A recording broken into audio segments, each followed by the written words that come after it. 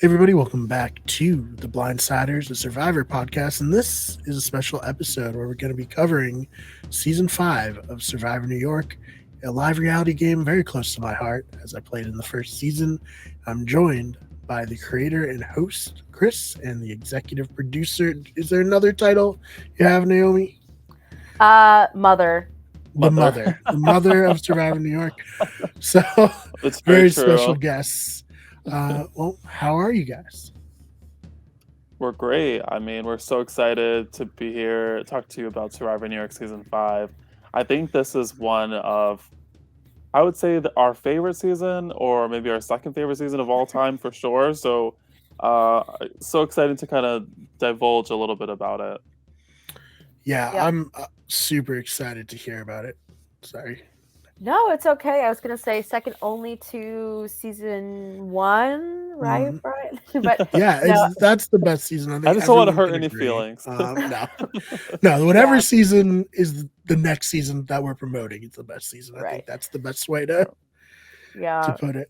Well, this was an idea that I feel like Chris came up with, and I was like, "Holy shit, this is a really good idea. We have to do it." And we'll get into like all the changes that we made in the production process, but knowing how messy it gets, how each person is as a human outside of Survivor and as a player, you are in for a treat. I love that. So, Chris, Bannerman Island, tell me about it. Okay, so I grew up here in the Hudson Valley of New York, right next to the Hudson River. And on the Hudson River, there is an island. It is called Palapel Island. And it is home to a man made castle owned by Francis Bannerman. Back in like the early 1900s, he started a business where he bought excess military equipment from the Spanish American War. Over years, he mistreated uh, those weapons and they exploded. The gunpowder on the island exploded. So it was just like this beautiful like skeleton castle on this Hmm. island sitting in the middle of this river, and Hmm. it's just a majestic, beautiful place. And I could go down to the beach and take a look at it as much as I want. And I, thought about it. Survivor is much like an arsenal where you have weapons and tools to sort of like use in the game.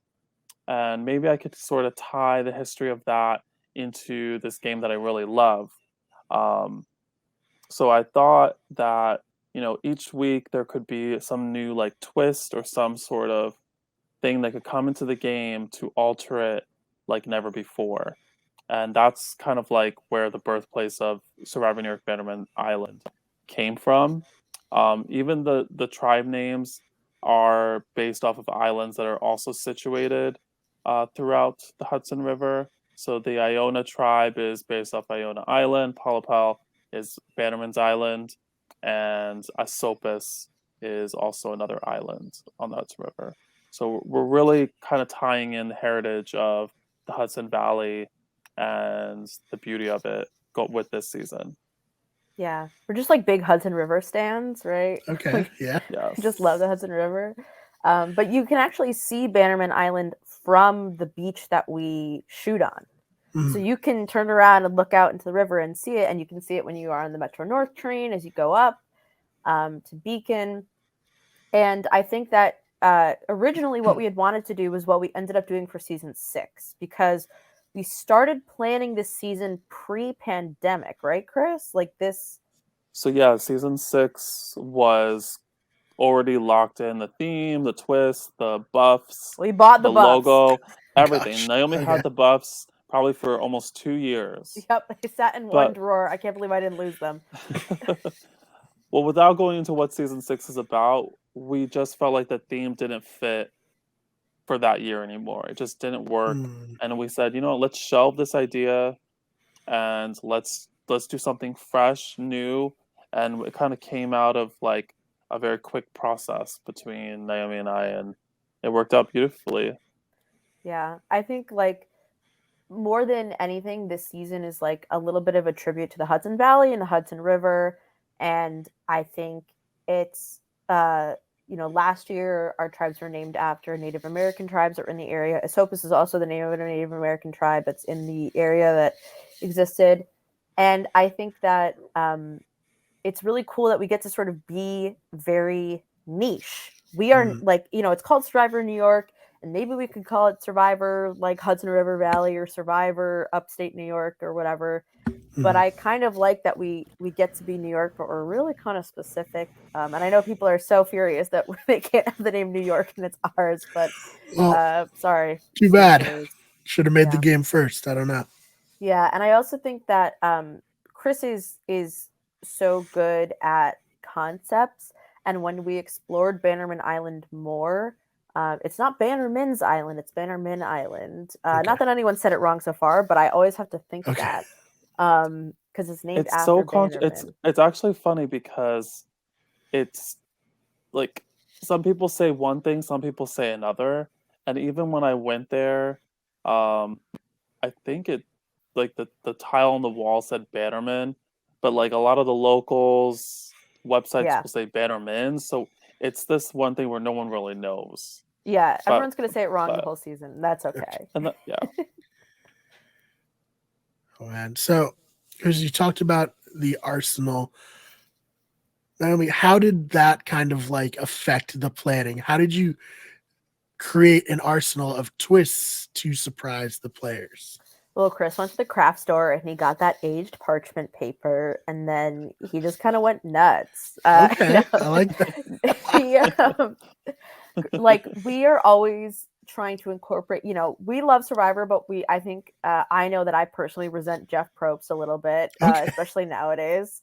And I was kind of, this was like it started pre-pandemic, but the idea developed in the pandemic. So we'd seen Winners at War, and we'd seen a lot of like what the goofy stuff that was going on in seasons like 37, 38, 39, 40. Goofy. And well, I think the Ron Clark advantage venue is still like so goofy. And I think that we wanted to incorporate twists that would affect not just one person getting an advantage, but the idea of risk versus reward that I think we're always highlighting, but also the idea that like you could gain power, you could gain favor with people on the other tribe, you could gain favor within your own tribe, but also, and I think Chris can speak to this a little bit more, like you're not gonna get away with it. It's not like an easy, sneaky situation. You really have to like have your best acting face on. You have to like really pretend your butt off so your tribe doesn't just like look at you like a target, which I always really love. I love putting players in precarious situations, like how, spoilers for season 4, Emily Paddock finds the idol in a jug of rice, and we wanted that precarious situation of somebody finding something out in the open and having to let it play out in front of their tribe. Yeah, because is that kind of like threading the needle of the precariousness versus like the power? Is an advantage more powerful the more precarious the way you get it? Is that kind of like how you try to plan this, or is it just like it'd be very funny to watch them try to dig into some Pop-Tarts and have to hide an advantage? Well, I wanted it like Naomi said, it's a lot of risk and reward. There's going to be opportunities where tribes can give players on other tribes powers in the game, and it's like, well, maybe we can use that person later because we've helped them out now, and then that person feels a sort of way toward that tribe because they tried to help them. So there's all these intermingling relationships that happen because of these powers in the game that you don't really get to see on normal Survivor because there's no way for these tribes to mingle otherwise. So it's like each tribe is sending a message to a player that they're giving an advantage to, and that's I think in itself really going to help build relationships before a swap and before a merge. And the very first twist of the game, Naomi brought it up to me and I absolutely loved it, and it's it kind of plays on, I think, from Survivor season 30 or 31, like a risk and reward situation, choosing advantages for the tribe or choosing an advantage for yourself. Mhm. I was gonna And be I like, think, what was my genius idea? But yeah, there we go. and yes, I believe it was the same thing from like Survivor 30, where Carolyn and Yeah. like So chose something versus something else. And I thought that was such a great way to start the game. Like, showcase what these people are there for. Are they there for themselves, or are they going to be there for the tribe at such a beginning part of the game? And Yeah. that's what I think Survivor is about these days. Is like, who's really cunning and who's like too afraid to be cunning just yet. Mhm. Yeah, it's the same idea they did in Cagayan at the start as well. Right. And I love that. And I think also, speaking of choices, Brian, did you watch the preview? Did you watch the 15 minutes? No, I didn't know there were 15 minutes. Oh gosh. Wow, Boko out. Well, I'll Yeah. just tell you, and I think most people know that, except for Brian. No, sorry, I'm so Except sorry, for Brian. Brian, the host And of the this show. means I Yeah. haven't done a good enough job of posting it on Facebook and Instagram. I think it's more I just haven't been as into everything, especially with the That's end of the okay. last season of Survivor. I've been just avoiding I know. Survivor Mm. I topics said in that general. we really should take like a dry January and like not talk about Survivor, Mm. except for that I have to talk about, except for I'm watching all of Bannerman Island and editing it. Like Yeah, just, right. I want to, but I don't think I can. Mhm. So we did something.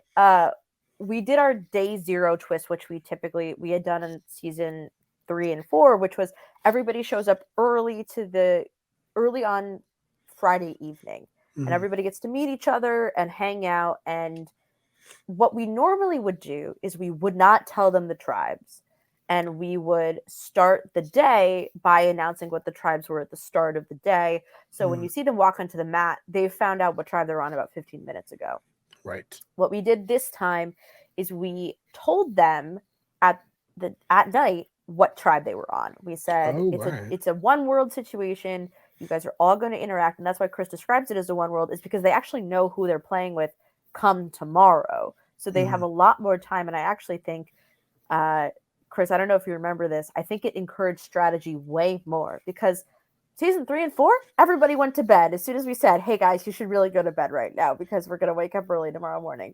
Season 5, those MFs were up all night long. And I remember going out and being like, you guys really should go to bed right now. And they were just sitting around talking. And I was like, I understand that you want to strategize. You need to sleep. I was just like, I felt like a mom yelling at children at a sleepover. I mean, the game's on at that point. I mean, the day zero, unofficial or not, it's powerful. I mean, Alex, Jenny, and I slept on the same bed on the day zero of our season. We were 3 of the final 4 together, and True. I'd never met Alex before that day. So obviously, Jenny and I were a little closer. But, I was gonna say, I was like, it'd be funny if you met Jenny that day too. Yeah, Oh God, that that's would be a wild I story. still remember that. It was so awkward. I'm so sorry.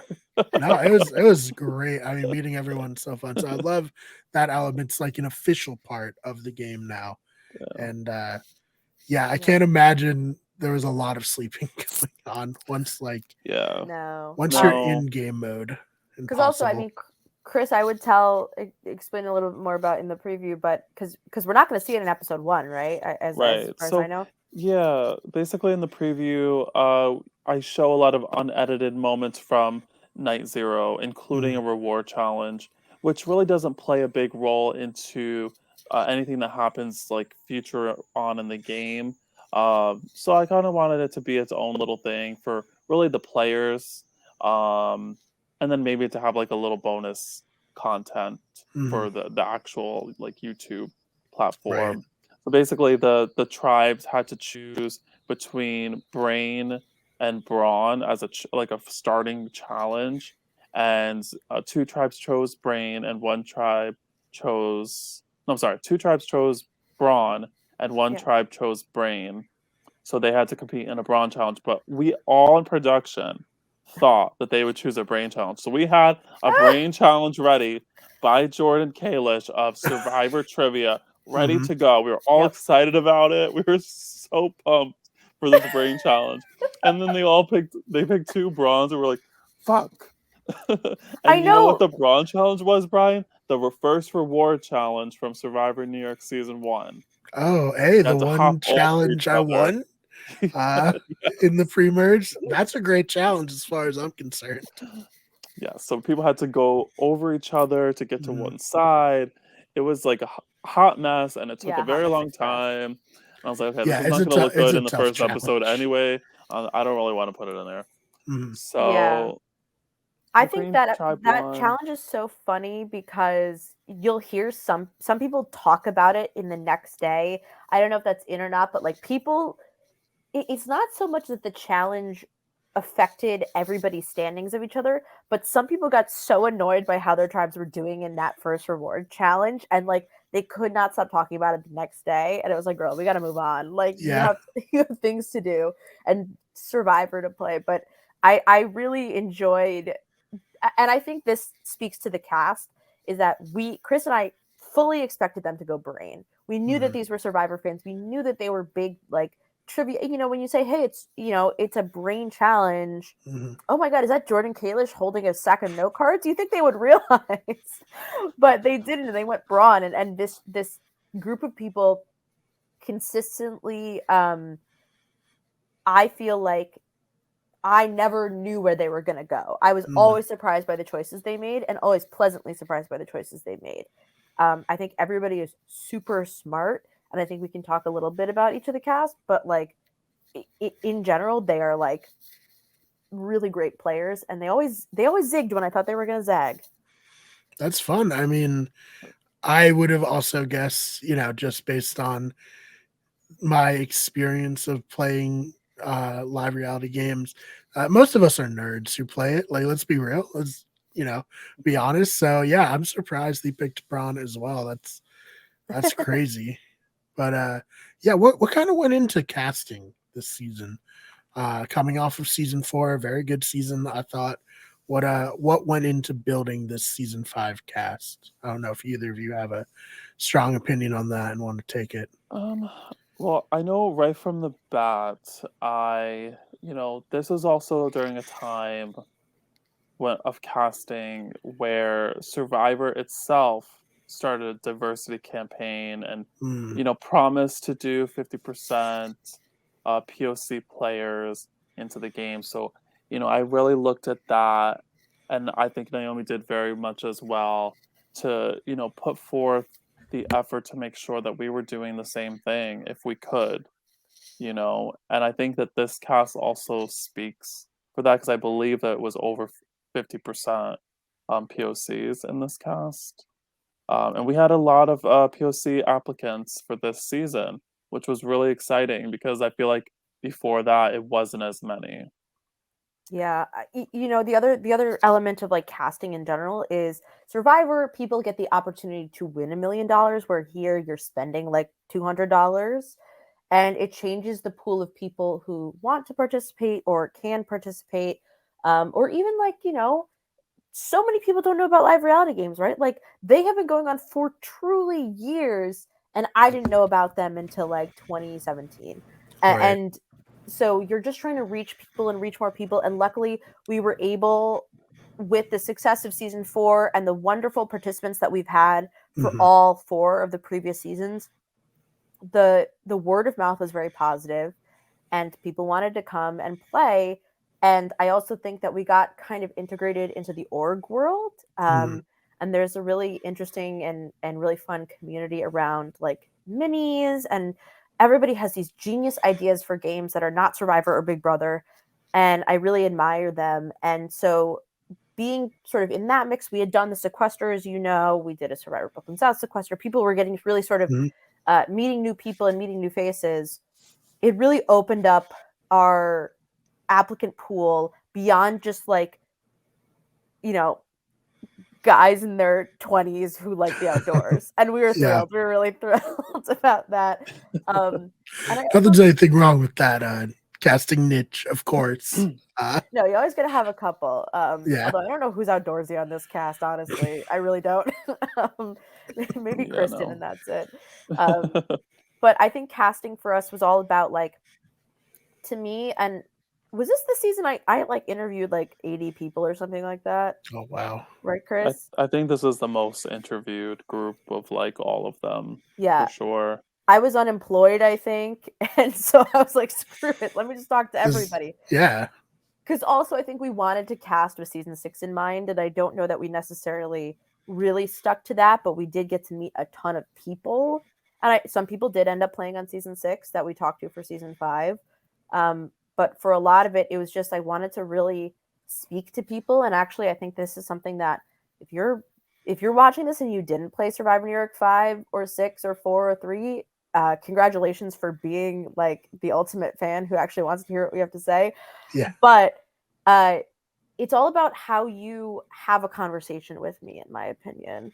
Not to get like all heady about casting or whatever, but you want somebody who is dynamic and interesting and has fun stories to tell and thinks of themselves not just as like a mastermind Survivor player, but thinks of themselves as like a human being with flaws, but also with a lot to provide and a lot of entertainment to give. And for Chris and I, like, you just want to really be passionate about somebody and who they are. Right. And you think that they're just a really enjoyable person. And that's what everybody on this cast brings to the table. I've been staring at their little faces because I've been making graphics today. And I'm just like, oh, they're all so smart and pretty and nice and like pleasant people. And I wonder, Chris, like, when Chris is also, I think, taking a lot of leaps of faith based on what I say. And Alex and Jordan Kalish helped cast this season as well. Right. And we fought a lot over people. We fought a lot over who we did and didn't want in this cast. But also, I think, there's a lot of like, hey, trust me, this person's really fun. Yeah. The thing is, in the end, I took the more backseat role because I really don't like the part of cutting people because I get too Right. easily connected to Chris is people, the and Paula Abdul. Chris is the Paula Abdul. I really am. And I was like, you know what? Naomi and Alex are two very polar opposites in terms of like casting. So having them both there is great in one regard, but I was always gonna let Naomi have like the Simon Cowell role there. You know, he kind of was the tiebreaker.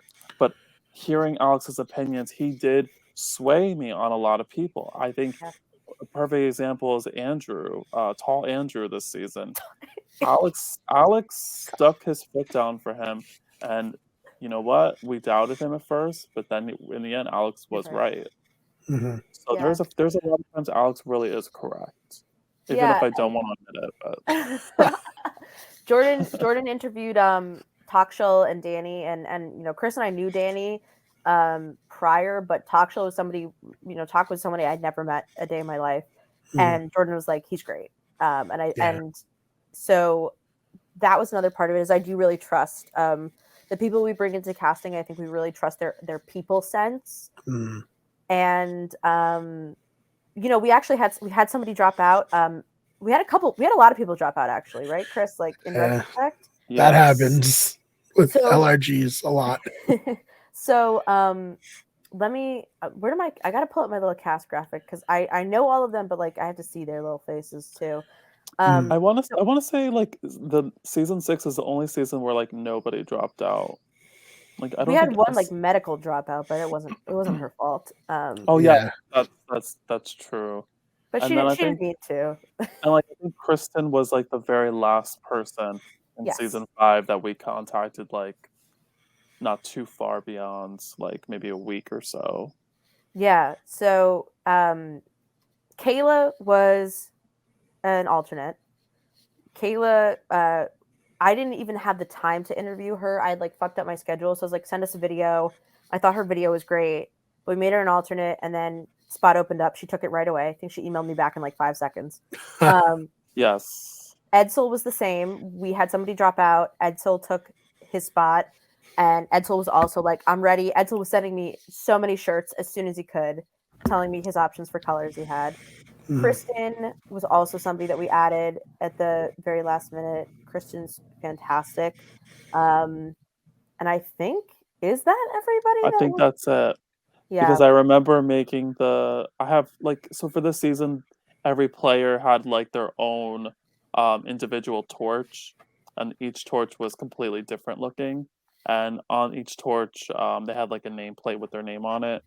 So I remember making those extra names and then having to make Kayla, Kristen, and Ed's like last second. Wow, that sounds amazing. And I'm very glad the bar wasn't as high in season one for the casting, because I'm not sure I would have quite cleared it. But yeah. So is there any part of like the game design that you want to promote? Like what's the hook right now? You said like the advantages is, a comparison to weapons, but like how are the tribes divided to start? Because last time you had a very unique way, contenders versus Veterans. Gabler veterans. was Thank doing a you. minute for them. Gabler's going to Yeah, donate $1 that's million to our Nami veterans. but yeah. Yeah. What was the tribe division to start off this one? Ooh, that's a really good question. I'm trying to think now that I'm looking at each tribe. We were like, we didn't pick this until the last second. Yeah, You we remember usually that? wait to pick the tribes until we are like meet everybody in person. Mhm.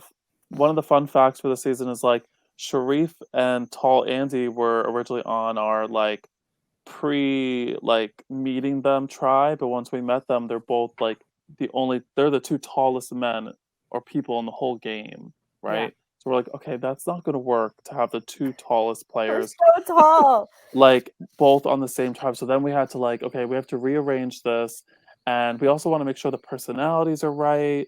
You know, like who like would mesh with who would be funny to see with each other. There was also, some pre-existing relationships that we really had to kind of like watch out for, and I think that played a bigger role in the tribes than anything else. Is just to make Mhm. sure Yeah. that a lot of those relationships weren't revisited and that there couldn't be any like sort of alliance just based off of that. Mhm. Yeah, it's like Um, a puzzle. It's like you Right. have a couple constants is what I would call them. Like you had 3 people that couldn't be on the same tribe. Yep. Um, and then you had 2 people that couldn't be on the same tribe. Well, one of those people can't be on one of the tribes with one of the other people. Like it Mhm. really was this weird wonky puzzle of like putting everyone together. I don't know in retrospect that I think that the tribes, knowing what I know now, Mhm. I don't think the tribes actually need to change at all. I don't sit there and go like this person could have moved here. I think Right. they were all balanced because well, everyone in this tribe is actually everyone in this cast is very smart. So I Mhm. wasn't worried for anybody like to be the dumb hot tribe or anything like that. Um, but I think that when we saw Sharif, and we were like, oh shit, he's tall. We saw Oh Andrew no. like he's tall. That is the absolute gag. Can I tell you? It happened again in Survivor New York 6, where you just meet someone and you're like, you are so tall. I am, or someone's really short, and you're like, what the hell? Um, that's the power of Zoom, baby. Yeah. But I love it. And I also think that this cast is like, you have a couple of people who are from like the org world. Actually, someone like Robin, they talk about it in the preview, but they never even watched Survivor. They're Mm. just a Big Brother fan slash kind of like an online reality game fan, and they like were just like, all right, I'll do this. And I love that attitude in them. They had so much confidence going into a format that they didn't really know a lot about. Mm. Julia is also from the org world. Stan had been playing a lot of orgs. Andy, Coach Andrew, was from the org world. McKenna was from the org world. And I think Laura and Kristen as well. Kristen was on Sequester Mhm. um, back in the day. And we were really pulling from a lot of people with no experience. So it could have been like a whole other veterans versus contender season again. Right. And some yes. people with like no experience whatsoever, but also like super intense Survivor fans. Like Jeremy is a patron and has been around like the New York City watch parties for a long time. Sharif and Tak are people who like love Survivor but had no inkling about this community whatsoever. Mhm. Veronica is a coworker of Davies from last season, so like there's a lot of Oh, like wow, really okay. fun backgrounds that I think everyone will talk about in the first episode. And I really love that. Like there's a good variety. But Chris, you know what you should talk about is Chris and Joe stepped their puzzle game up, but of course our Irish friend who makes all our beautiful like idols and items. Oh, okay, like the new. Yeah. Well, I mean, I don't think for season 5 we have the same. I think the same as season 4. Mm-hmm. Um, so we have like the props are all really cool. There's a lot of new challenges that were built for season 5 that are really exciting. So I'm really excited for people to see that. Um, a lot of people want to like go onto these games and have that opportunity to do like a challenge from the show, and there's a lot that are kind of like that. So I'm excited for the audience to see that, and then hopefully get to do that themselves one day, for sure. Yeah. Do you want to know something fun, Brian? Is season Yeah. 6 we did I mean, I should say this for the season 6 podcast, but who knows when that is. We did season 6 in a park, and there Mhm. are these like kids who are staying at a different campsite nearby who like basically became our dream team because they just liked Oh, watching what we were doing. And so we just let them play the games before we did the challenges. Hmm. And it's really cool. that's awesome. And Yeah. what's even cooler is that it was all little girls that knew Survivor. There was no little boys. It was like 6 little girls, 13 and under, and they were all so excited. And I was like, okay, this reminds me of like Survival Challenge because that's Yeah. when that's all the little kids like, doing that stuff. So it Yeah. was I was really I fun. was worried for a sec. Well, Chris knows the last time I did a Survivor Island, there's a giant party of people Oh in the yes. same spot, and I was like, oh no, this sounds like it went a lot better. Not that the party bothered us or anything. It's just like, huh. I've literally never seen anyone else at this park in my entire life, and now this one day, it's That a giant happened. party. That Happened happened to to us. us. And there were these people who were playing their music so loud at the beach that we were at. Yeah. And I remember Chris and I were just Yes. like, what do we do? Yes. So what happened like for that like basically I went up to Paddock, who was on production. I was like, Paddock, do you think you can go over there and ask them to turn their music off?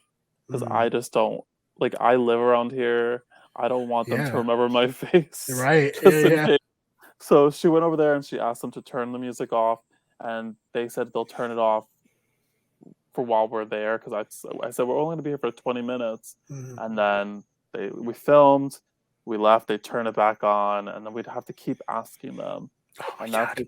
that's the main motivation why we were was one of the last seasons to use that park. Maybe we'll go back. I'm not sure, but Yeah. there's And then just a there was lot of construction. commotion going Yeah, there's on. construction going on at the school too.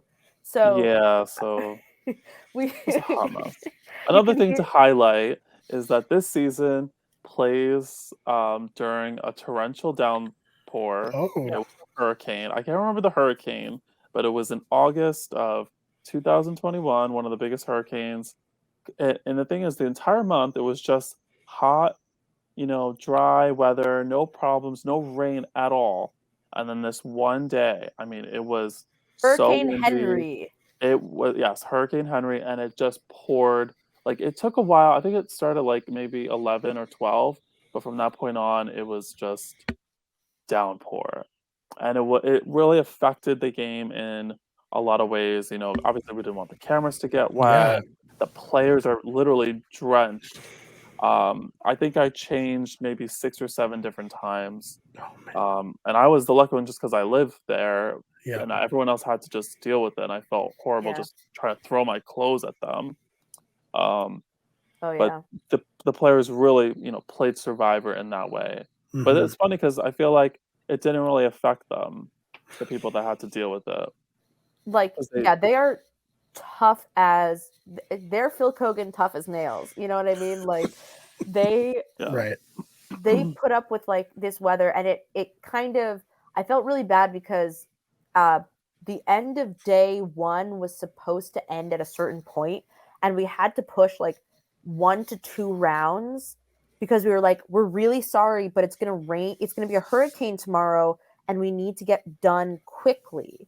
So we need to basically speed things up and go really late. So all those people who didn't get any sleep the night before are like they have the bitchiest looks on their face, and I'm like, I'm really sorry. I told you to go to bed, Right. and now here we all are reaping the consequences of our actions.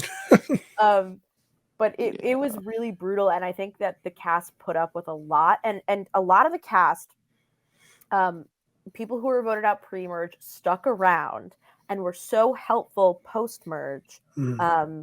Even though they didn't have to be there, they didn't have to help. They wanted to be there and they wanted to help, and they got drenched too. You know, it was like such a calamity and a muddy backyard, just trying to make things work. And you know, our production kind of goes to shit because we have to film in the house because it's so loud under the tents that you can't hear anything. Right. The audio, it gets nuts. And of course, like, we had rented some stuff, and I was really paranoid about the rental equipment getting wet. Of course. It was like, it was you'll I think, like, you know, there's gonna be a couple episodes where like everything is subtitled. Like, it's gonna be a lot. Believe it or not, I'm working on, like, I've pretty much finished all the episodes except for the finale, and I just kind of touched the finale right now a little bit, and it's not as bad as I thought. I thought it would be God. way worse. It's weird because it was like it would, rain so hard for like maybe a solid 20 minutes and then would stop. And in those times that it stopped, it was like the perfect timing because I'm telling you, people were strategizing and I could hear everything. So I was like, wow, maybe the survivor gods were like in our favor for those moments because it wasn't too bad. But then it would, during one of the challenges where it was like an endurance challenge, it would downpour again. It was like, this is kind of like cool because That's it's like, good, this is really yeah. Survivor, you know? So I was like, okay, this is maybe kind of like fun. But there was definitely moments where I was like, oh my gosh, am I going to have to like cancel the game? Like, I was really scared because like the tribal council is, out in the open and we couldn't do anything with it. And then we finally figured to, put a cover over it, and it changed like the look of tribal council, but it was what we had to do to make it work. So that's gonna I be think kind we of fun finished. to, do that later and show We that finished later. on day 2 by like 6 p.m. It was crazy. Yeah. Like, we were anticipating going till like 8:30, and we like shaved 2 hours off of the day's events. And again, I think we have to acknowledge all of our crew members who also stuck it out with us. They didn't have to. They were like just as soaking wet as everybody else, even holding umbrellas over people, over me and the camera. Like, they really didn't have to do that, but they do it because they love to be there and we love them. Yeah, no, that kind of like goes. It's kind of like a indie film production where it's just like we're just running, gunning, and we're doing whatever we can. And oh, it's raining. Okay, the shots in the rain now. That's just how it is.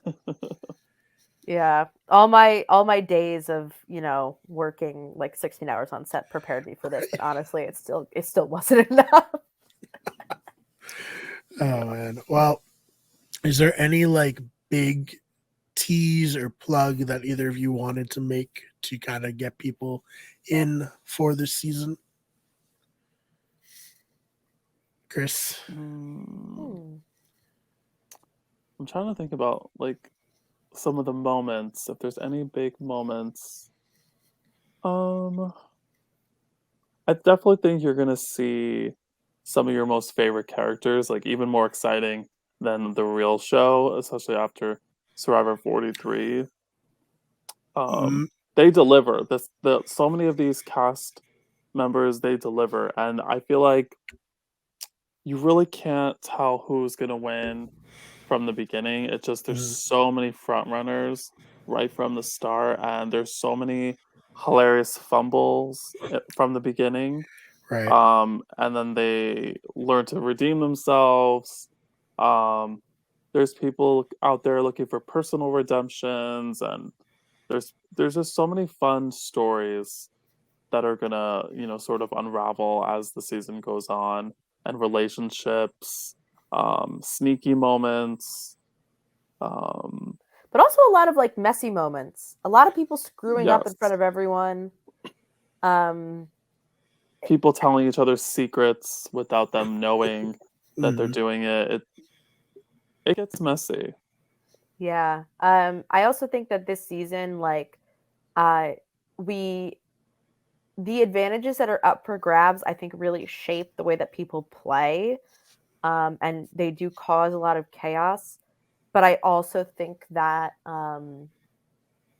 everybody is playing at 110%. Mhm. Nobody is just there for the fun. The They're all there to experience. make friends, but like they're all Mhm. there to win. And a lot of this cast is very close post game, and I think that speaks a lot to like how well they bonded when they first met, and Mhm. how interesting the game like was, and what everyone took away from it. I will tease that like we the the episode is like what, an hour and 20 minutes long, We're in like 14.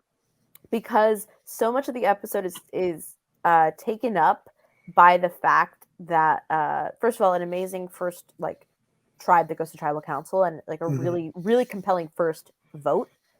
But the risk versus reward we mentioned of like, going back to your camp and having an idle clue or taking something for the tribe causes so much havoc at every single camp that the episode is over an hour long. You know what I mean? Mhm. Like it's beautiful mess. And I think that you're gonna have some moments where you're like, you cannot believe that happened. That's how that went down. Right. Well, Yes. love that. Is there anything else about the season that we didn't touch on that you wanted to bring up? So the only other thing I think to mention, worthy of mentioning, is that Survivor New York has has two podcasts now. Yes. So we have the recap, which is hosted by Davey from season 4 and Mark from Very season nice. 6, over Nice. on Nice. Silent Podcast. We're all on Silent Podcast now, which is Mhm. on youtube.com/silent podcasts. Right. Can you kind of explain that a little bit? Give that a bigger plug. Yeah, so Mark and Davey are wonderful, and they covered Survivor Philadelphia Mhm. season 2. And Survivor Philadelphia season 2 would have a recap podcast hosted by Mark and Davey, and then an exit interview podcast. And we are following in the same suit because Mark and Davey were already going to talk about Survivor New York, and we thought, why would we split viewership? Let's just all get on the same train here. Right. So Chris and I, and Mark and Davey will have guests. Chris and I might have guests, but we're going to be doing exit interviews with the eliminated players as the episodes air, which will both be live stream and an audio podcast that you will be able to listen to. And Mark and Davey will be doing recaps. So Davey was on production, so Davey knows a lot.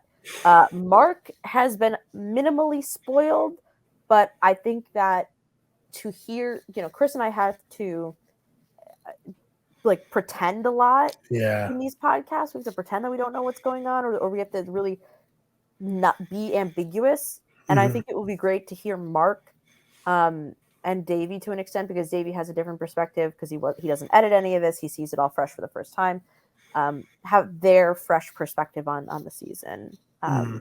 I don't know, Chris, if you feel the same way, but No, I totally agree because like we know everything. Like you see, you help me edit out all these things. So just to kind of have their sort of, fresh take on it is really exciting. And I think it's also exciting for the viewer to kind of like, you know, I don't know if the word sympathize with them or feel the same way as them and agree or disagree. yeah.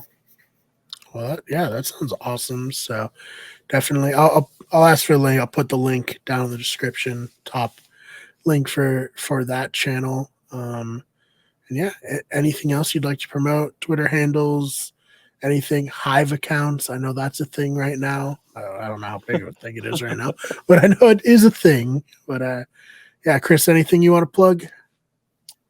No, this is it. This is what I've been working on for a long time. That's why it's taken so long for me to decide when to put it out because I want to make sure that the timing is right.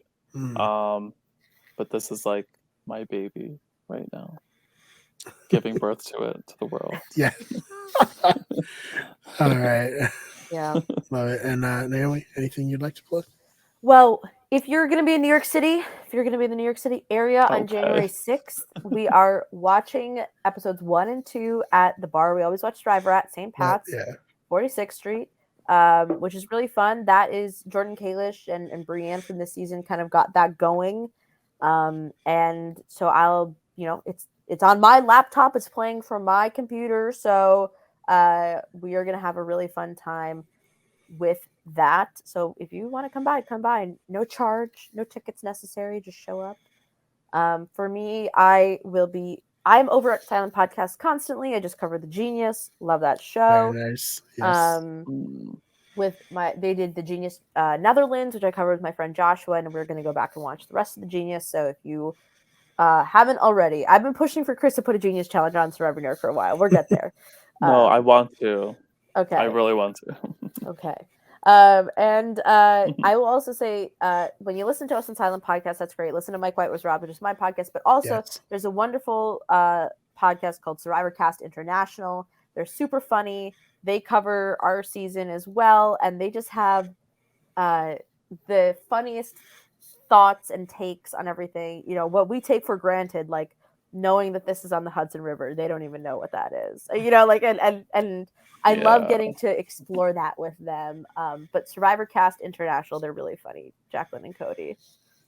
Love that. I love that you're doing a watch along, like in real life at a bar. That's so fun. These LRGs have come so far. I remember. I know, Lipscomb does a movie theater. That's crazy. Yeah, that is really crazy. That is they're very cool. Yeah. I'm planning on going, but I'm just like wondering if I should like bring, I don't know, Survivor New York artifacts. Should I bring them? Yeah. Should I bring prizes? Like, I don't know. Ooh, raffle. We need to make money for season 7, baby. Come on. Yes. I still have tree mail. I could give, some tree mail. Tree mail's on an actual tree this year. You stepped it up. Send my used bandana from my season, Chris. You can auction that off for. Okay, I'll take it. Yeah, you might have to pay someone to take it. I don't know if that'll be quite a valuable artifact, but yeah. Maybe Alex will want it. Doubtful, but that's so funny. Yes, thank you both so much for coming on and promoting it. I love Survivor New York. You two just do an amazing job with it. Truly the best LRG. We love you, Brian. And I cannot wait for this season. I'm so excited. Thank you. You always are nice to us. Mess. It's so good. And I think it will be a good palate cleanser for Survivor 43. I will firmly say, I said this in the chat, it is better than Survivor 43. It is a better season than Survivor 43. I'll say it. Hell yeah. Love it. Yeah. Well. And a better cast. Oh, man. Yeah. Love it. Thank you, Brian, for having us. Thank you. Of course. Anytime. Anytime you two want to talk about any reality show, we got them all covered here. Just let me know. But thank you to everyone watching. Of course, this is Better Radio, and this is the Blindsiders, and we'll see you in the next one.